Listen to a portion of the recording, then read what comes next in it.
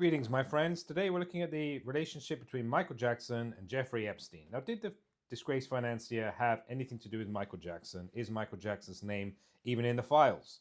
Well, we have found this photograph of Michael Jackson and Jeffrey Epstein. It's not clear where the meeting took place, when the meeting took place. I believe, obviously, in the late 2000s, before Michael Jackson died in 2009, he obviously did meet Jeffrey Epstein. But that hasn't stopped internet conspirators from suggesting that Michael Jackson had a purpose for meeting Jeffrey Epstein. And that becomes more clear when you read these internet theories, because apparently Michael Jackson was trying to protect children from Jeffrey Epstein's island. And the reason why Michael Jackson invited so many children to the Neverland Ranch is because Michael had heard about what was going on and wanted to find a way to protect the children. Now, once we look more closely at this, we see that actually there's very little evidence behind this theory. For a start, the dates don't add up because Michael Jackson had invited children to the ranch since the early 90s, if not earlier. And that was way before Jeffrey Epstein was procuring girls across Russia for sex on his island.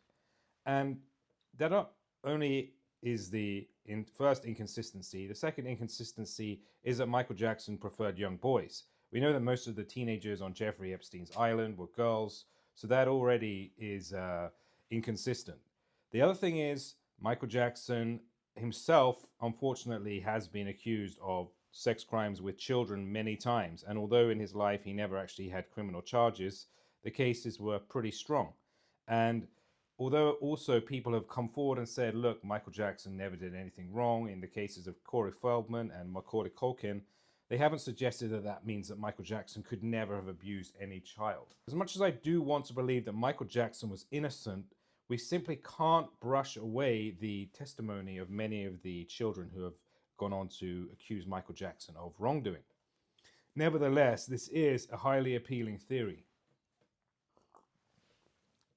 because people like to believe Michael Jackson was a kind of savior figure. In fact, later on in Michael's career, he did more and more act as though he was some kind of savior, almost a godlike figure in music.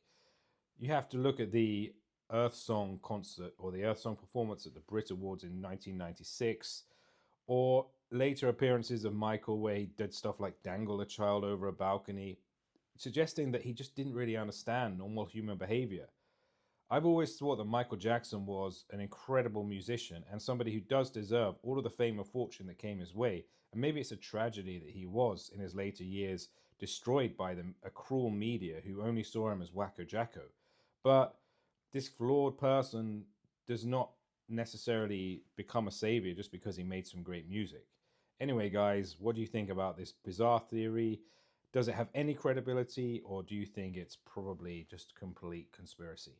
Thanks for tuning in, and I'll see you next time. Bye-bye.